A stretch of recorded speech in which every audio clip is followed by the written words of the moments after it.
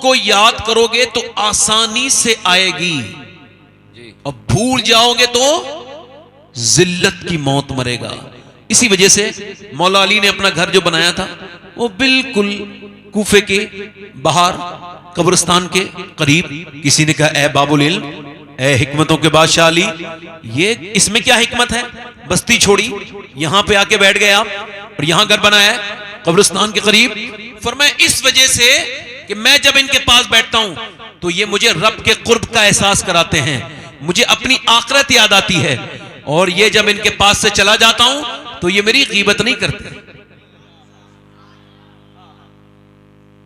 ऐसी कुछ बैठकें हैं, जैसे उठेंगे आप आपकी गीबत शुरू। एक शेर कहा था किसी ने, वो कहते मुखलिसी है कि यारों की बज़्म से। शेर सुनिए आप, जो शेर समझते हैं उन वो भी समझेंगे। अल्लाह का वो कहते हैं मतलब सच्चाई में अल्लाह के रसूल फरमाते हैं जमीन का एक हिस्सा दूसरे हिस्से पे प्राउड फील करता है, दूसरे दिन वो उस पर फख्र करता है और कहता है, ए जमीन के मेरे पड़ोस के हिस्से, मेरे ऊपर रात एक ऐसा बंदा बैठा था या खड़ा था या गुजरा था जिसने अल्लाह का जिक्र किया था। आपने नमाजें तो यूं बहुत पढ़ी हैं, मगर कभी आप जंगल में जहां कोई ना हो या ऐसी जगह गाड़ी ऐसे कार वाले पर, मुझे बड़ा अफसोस है जिस मुसलमान को अल्लाह ने कार भी दी है और वो इसके बावजूद रोक करके नमाज कज़ा कर रहा है, रोक के नमाज नहीं पढ़ रहा है, उसकी कार का क्या फायदा? कार अगर अल्लाह ने दी है तो इसके शुक्र का एक तरीका यह भी है कि जब नमाज का टाइम हो तो गाड़ी रुकवा कर अपना एक मुसल्ला ना हो तो कपड़ा बिछाकर, और अगर वो भी ना हो तो ऐसे ही जमीन पर नमाज पढ़ो और उस जमीन से ये कहो, ए जमीन कयामत के दिन गवाही देना कि मैंने तेरे ऊपर अपना सर रख के अपने रब को पुकारा था। फीलिंग से रब आपके करीब आएगा। अल्लाह के करीब होना चाहते हैं तो उससे बेतकल्लुफ हो जाइए। हुजूर फरमाते हैं तुम इतने बेतकल्लुफ हो जाओ कि नमक तक अल्लाह से मांगो, उससे अपनी बातें कहा करो। तो आप लोग कभी इस पे ये ना करें कि ये कोई कहेगा तब सुभान अल्लाह कहेंगे। आप तो खुद ही सुभान अल्लाह कहें। 90 नेकियां भी मिलती हैं और 90 गुनाह भी माफ हो जाते हैं। जरा बोले तो जरा सुभान अल्लाह और माशाअल्लाह। मदीने में एक आदमी चरवाहा है, वो बकरी चरा रहा है। अब चरवाहे बड़े समझदार तो नहीं होते मगर खतरनाक बहुत होते हैं। तो वो चरवाहा जो है वो देख रहा है कि उसकी बकरी को एक भेड़िया उठा के ले गया है। सीरत की किताबों में लिखा है कि वो भेड़िया जब उसने देखा तो इतना बड़ा वो चालाक और खतरनाक इंसान था कि उसने भेड़िए के मुंह से अपनी बकरी छीन ली, और जब बकरी को छीना ना तो भेड़िए ने उसे हैरत से देखा, और देखने के बाद वो ऊपर चढ़ गया और उसमें उसको अल्लाह ने ये करम किया कि इंसान की जबान दे दी भेड़िए को। मालूम क्या बोला? तुझको शर्म नहीं आती? अल्लाह ने मेरा गिज़ा बनाई है ये एक बकरी और तू मेरी गिज़ा मेरे मुंह से छीनता है। उसने माथे पे हाथ मार के कहा, ये क्या मामला है? ये जानवर हैरत है कि जानवर इंसान की जबान बोल रहा है। तो भेड़िए ने कहा, तुझे इस बात पे हैरत है कि मैं इंसान की जबान बोल रहा हूं, और मुझे इस बात पे हैरत है कि जंगल के सारे जंगली जानवर आमना के लाल पे ईमान ला चुके हैं, तुम इंसान हो के उनसे अभी दूर हो। उसने छोड़ी बकरी अगरी वाले सब खा ले, कोई मसला नहीं। हुजूर की बारगाह में चला गया और जाके बोला, है नबी, है अल्लाह के रसूल, मुझे कलमा पढ़ाएं। फरमाया क्यों? का मैंने भेड़िया का वाकया पूरा। हुजूर ने फरमाया मेरे सहाबा जब आए तो उनको भी बताना। जल्दी बोलो, मेरे सहाबा को भी बताना कि वो जिसको अपना नबी मानते हैं उसे जंगल के जानवर भी मानते हैं। तो आप तो माशाल्लाह ना तो कोई भेड़िया है आप में से, ना कोई ऐसा मामला है। आपको तो बोल ही देना चाहिए ना जरा सुभान अल्लाह। भाई भेड़िए को हैरत हो रही है इस बात पर कि वो ईमान नहीं लाया, और मुझे इस बात पे हैरत हो रही है कि आप सारी बातें सुन के भी खामोश हैं। आपको जरा एक मर्तबा दोनों हाथ उठा के कहना चाहिए, या रसूल अल्लाह। माशाल्लाह बैठे आराम से। आप देख रहे हैं कि हमारे शायर इस्लाम हिंदुस्तान, पिछले बार भी माशाल्लाह हमारे यहाँ जो इस महफिल में शायर आए थे वो भी बड़े हिंदुस्तान के मशहूर थे। ये मशहूर भी हैं माशाल्लाह और मकबूल भी हैं। और आशिक़ रसूल हैं। आप इनको ही सुनेंगे। मैं तो आपके घर का हूं, मगर हाँ ये बात अलग है कि मैं घर पे भी बड़ा कमाता हूं, ये बात एक अलग सी है, मगर आपके घर का हूं। एक साल में आप मुझे एक बार सुनने के लिए अल्हम्दुलिल्लाह बैठते हैं, आपकी बड़ी मेहरबानी है। ये हमारे इमरान रज़ा बरकाती साहब हैं, बड़ी अच्छी निज़ामत करते हैं, अल्लाह इनको और बरकत अता फरमाए। जितने ये उलमा हैं अल्लाह सबको खूब तरक्कियाँ अता करे। इन उलमा को पहचानो, इनकी खिदमत किया करो। अगर बुलंद मर्तबे चाहते हो तो उलमा के खादिम बन जाओ, अल्लाह आपको बरकतें अता करेगा माशाल्लाह। तो मैं ये अर्ज़ कर रहा था कि ये हमारे हाजी नौशे साहब, अल्लाह ताला उनकी मग़फ़िरत फरमाए, उनके ये हर साल एक सालाना जलसा अल्लाह की तौफीक से होता है। उनके बच्चे नहीं कराते हैं, अल्लाह तौफीक देता है। ऐसे नेक काम में कभी ये ना कहो मैं करता हूं, वरना छिन जाएगी तौफीक। ये कहो रब चाहता है तो मैं ये कर लेता हूं। एक बार मूसा अलैहिस्सलाम से अल्लाह ने फरमाया कि तेरी सबसे ज्यादा दोस्ती किसके साथ है, हालांकि अल्लाह सब जानता है। तो उसने मूसा अलैहिस्सलाम ने अर्ज की, मालिक वो एक दर्जी से मेरा बचपन से दोस्ताना है, कपड़े सीता है वो, उससे सुई से सीते हैं। तो अल्लाह ने फरमाया तू उससे कुछ मांगेगा तो दे देगा। कहा रब दे तो देगा। कहा तो फिर ऐसा कर उससे एक सुई ले आ। तो जाके, अब ये सुई की हिकमत ये थी कि मना भी नहीं कर सकता, तो सुई नहीं मेरे पास। जाके बोला मूसा सुई है। मूसा अलैहिस्सलाम उससे जाके बोले यार तेरी मेरी बड़ी दोस्ती है, एक सुई की जरा जरूरत है, दे देगा? कहा नहीं दूंगा। कहा यार सुई की तो बात है, मैं थोड़ी देर में लाके दे दूंगा। कहा नहीं मैंने नहीं देनी है। वापस चले गए मूसा। अल्लाह ने फरमाया मिली? कहा रब नहीं मिली।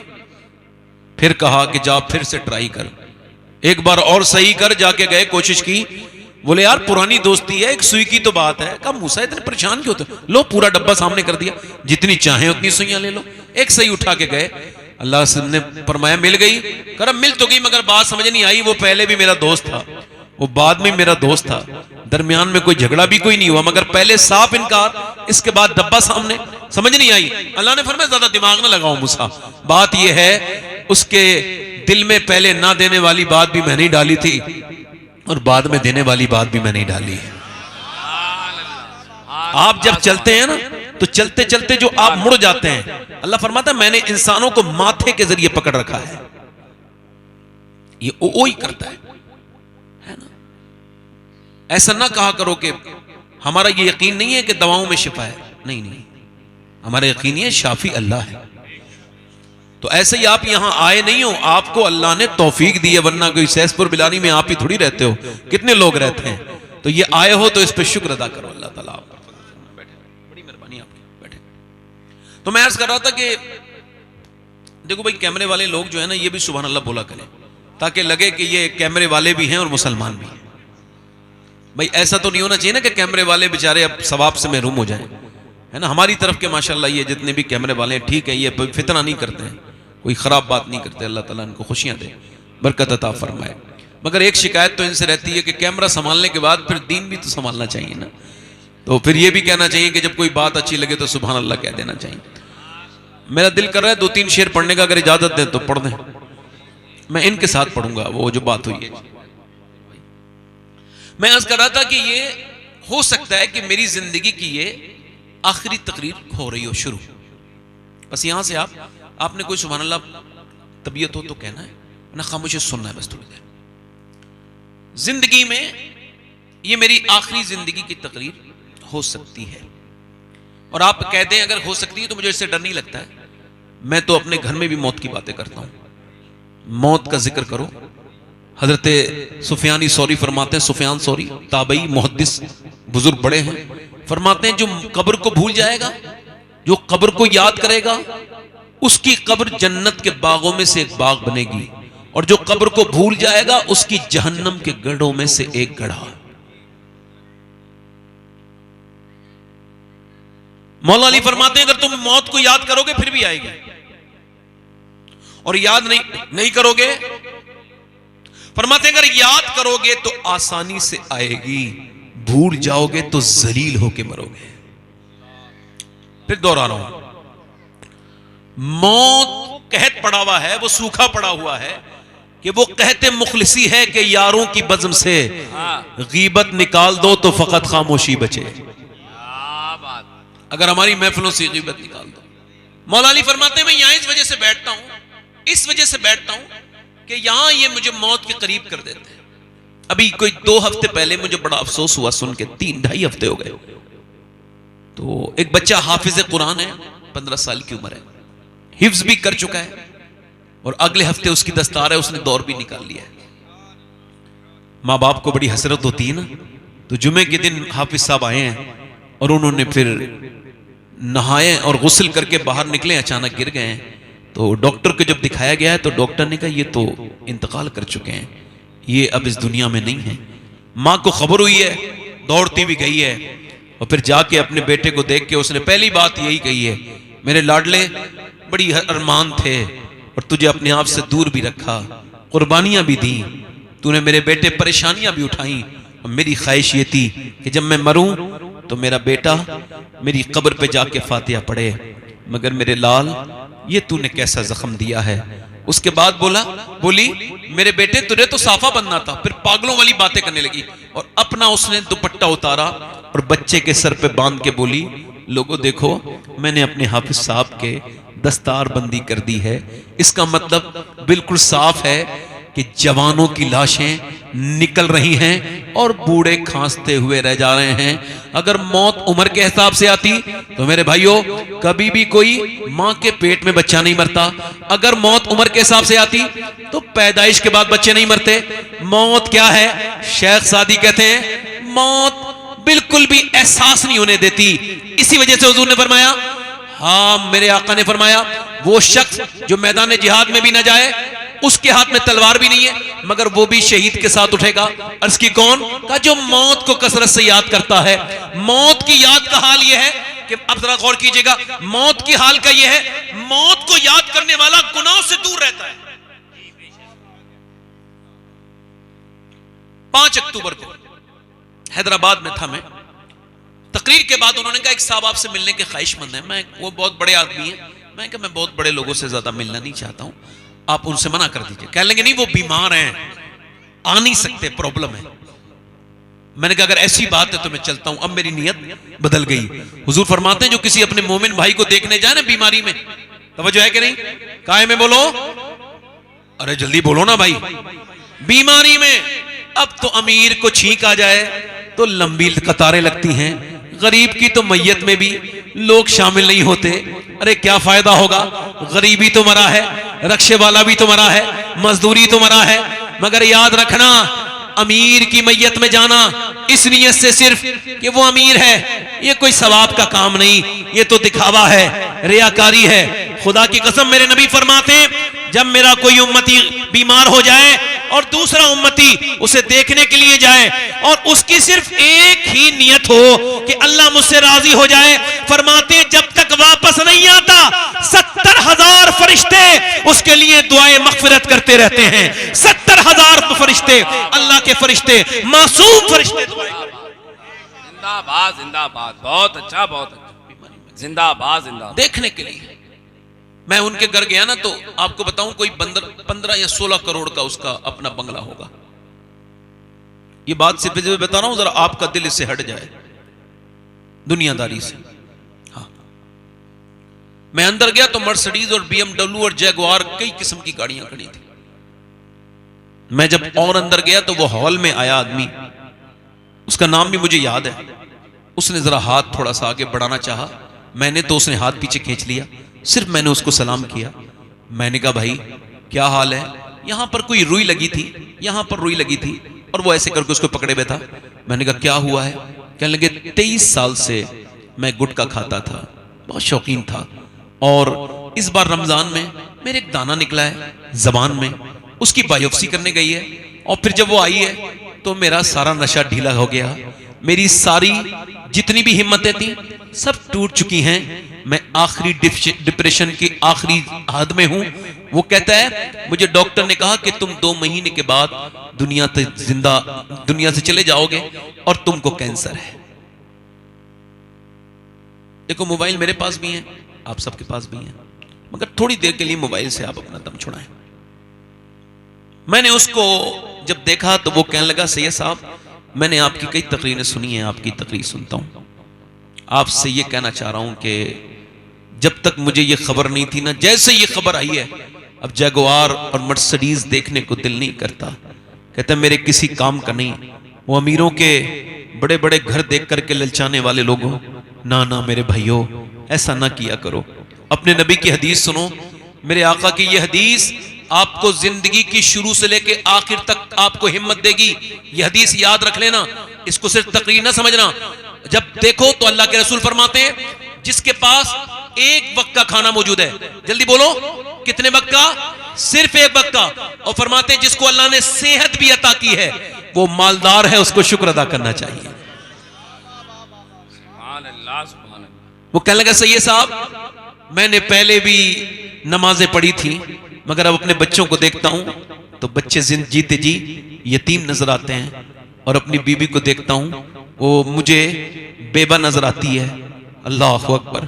कहता नमाजें तो पहले भी पढ़ी थी मगर पहले की नमाजें मेरी इस नमाज का मुकाबला नहीं कर सकती हैं। कहते मैं जब सजदे में जाता हूं तो खूब रोता हूं, और क्या सोचता हूं मालूम है? मैं कहता हूं मालिक कोई 2 महीने के बाद ऊपर से तख्ते रख के ऊपर से मिट्टी डाल के सब वापस हो जाएंगे।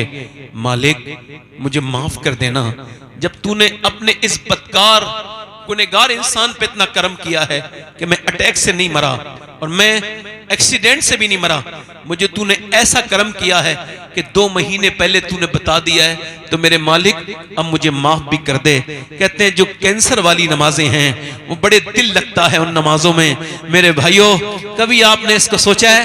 आपने और मैंने दुनिया की सारी लोगों को देखा, फलां के पास बड़ी दौलत है, फलां के पास ये है, फलां के पास। आपको बताऊं सिकंदर कितना बड़ा इंसान है, पूरी दुनिया को फतेह करने वाला इंसान है। 30 साल की उम्र में गोल्डन मैन, पूरी दुनिया में लोग कहते हैं बड़ा लकी इंसान है। कौन? सिकंदर। मगर कहा था काफी मुरादाबादी ने, किफायतुल्लाह काफी ने, कोई गुल बाकी रहेगा ना चमन रह जाएगा पर रसूलुल्लाह का दीन हसन रह जाएगा। और सुनो मेरे भाइयों मेरे दोस्तों, ये कौन है?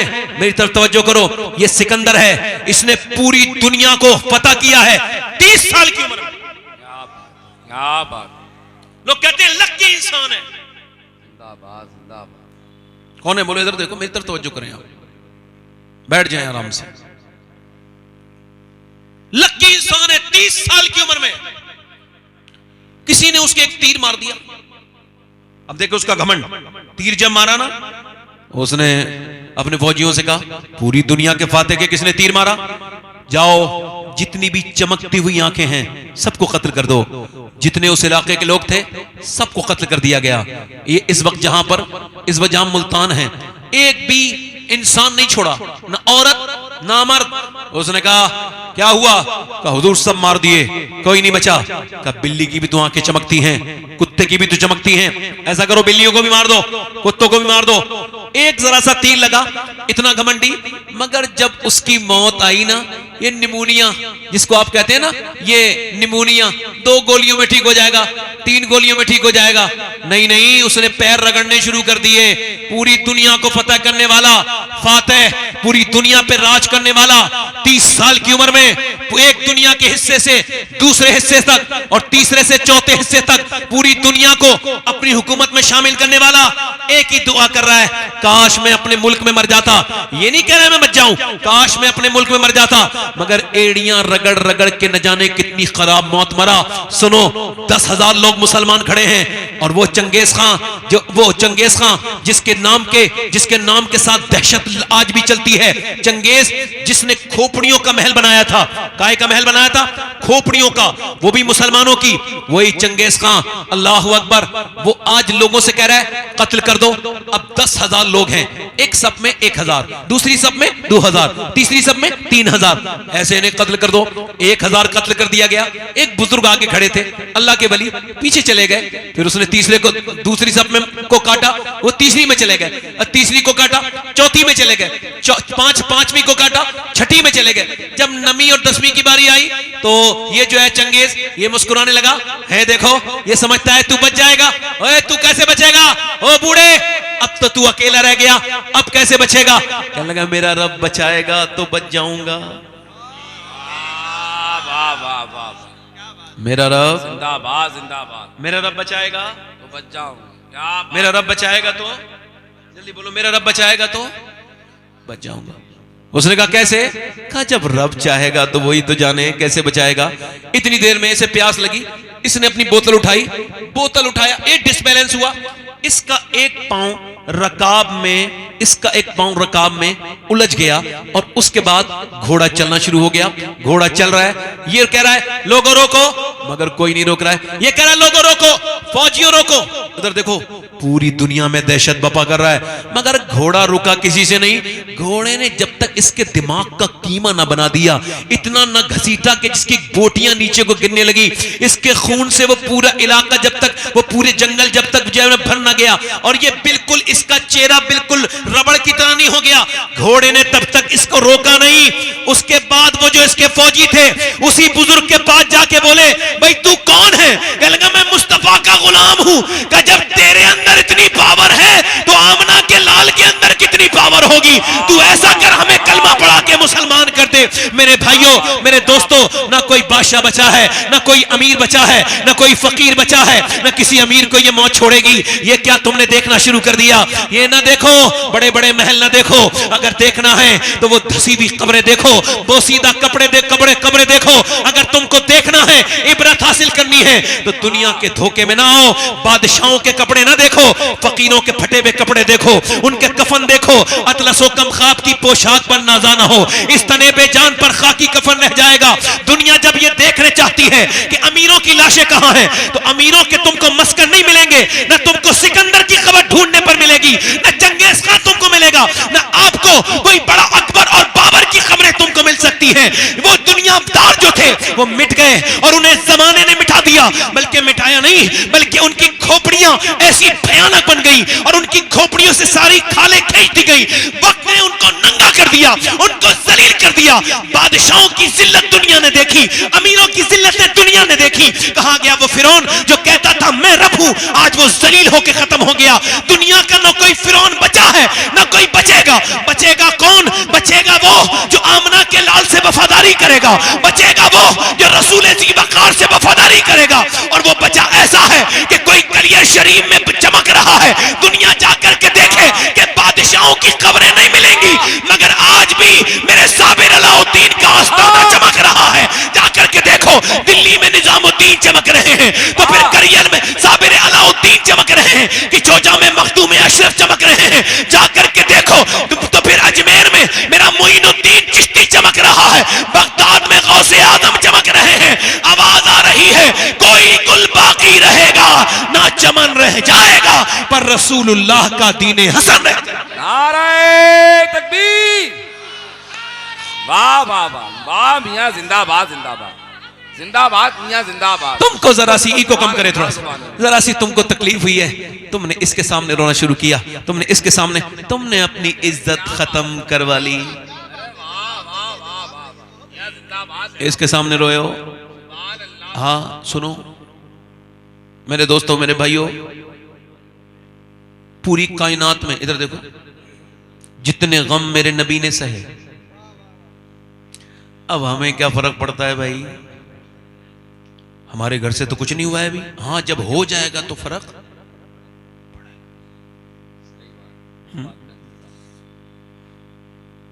अब देखें कि मुसलमानों ने सारी बातें हुकूमत पे रख दी।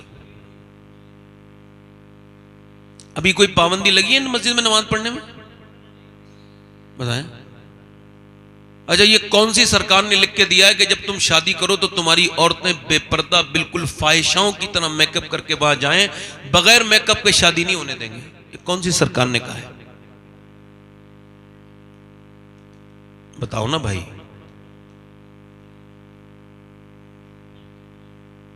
ये कौन सी हुकूमत ने ये पाबंदी लगाई है कि तुम्हारे घर में अब मुसल्ले नहीं बिछ सकते?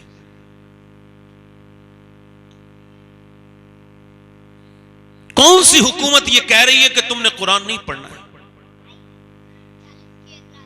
समझ रहे? कौन सी हुकूमत है ऐसी?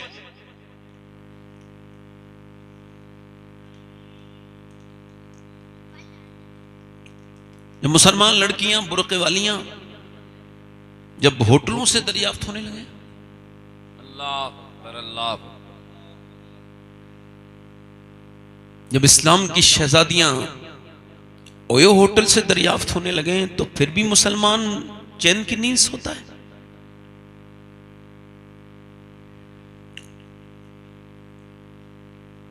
छोटी छोटी बच्चियां जब घरों में थिरकने लगे, गाने गाने लगे, डीजे बजाने लगे, आप सबसे पूछ रहा हूं मेरे भाइयों, फिर आप इसका क्या समझते हैं? इसका अंजाम क्या होगा?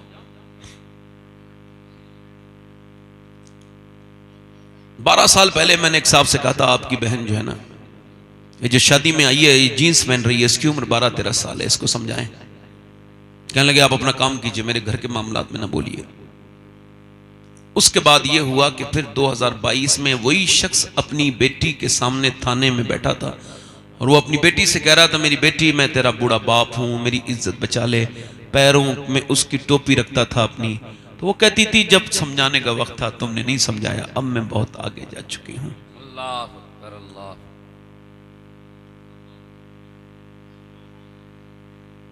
जब अल्लाह ने हमको दिया है दौलत बतेरी, मगर फिर भी हम जब मालदार रिश्ता देखने लगे, हम एक दूसरे का खून पीने वाले लोग हैं, खून पी गए हम एक दूसरे का।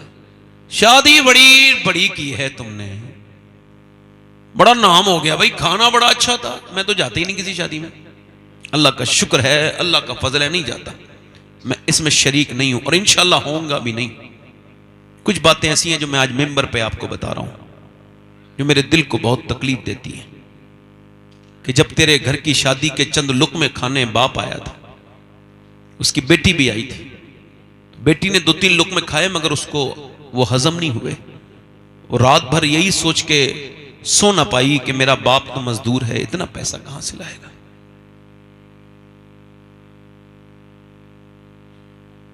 आपने निकाह को इतना मुश्किल कर दिया कि एक शादी के लिए आपको लाखों रुपए की जरूरत है।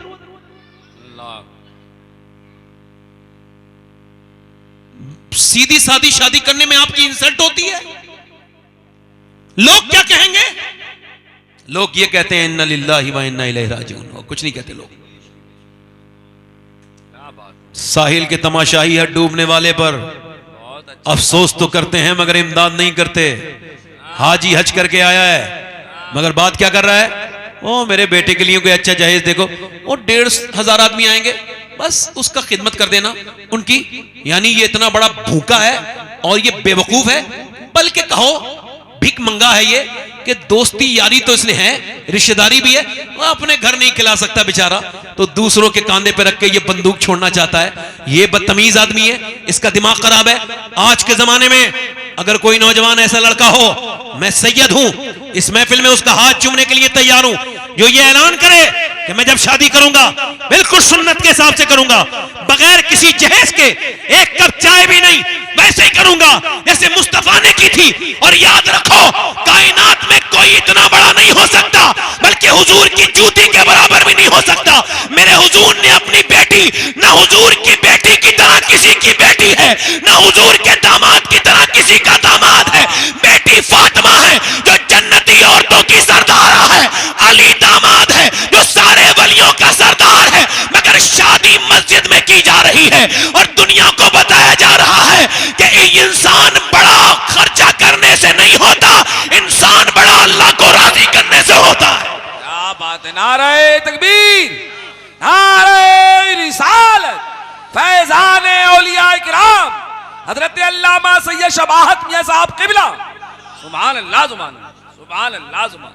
कोई लड़का अगर ऐसा हो जो ये कहे कि भाई मैं उस महफिल में उसके हाथ चूम लूंगा, उस नेक इंसान के, कि मैं जब अपनी शादी करूंगा तो अपने घर वालों से कहूंगा ना मुझे मंगनी चाहिए, ये सब खुराफात है, ये जाहिलाना रस्म है। मुसलमान शादी जब करेगा तो बगैर किसी जहेज के करेगा। जब उससे कोई पूछे क्यों, का इस वजह से मुझे बरेली के इमाम का ये शेर समझ आ गया है। का कौन सा शेर? का कौन देता है देने को मुंह चाहिए, देने वाला है सच्चा हमारा नबी।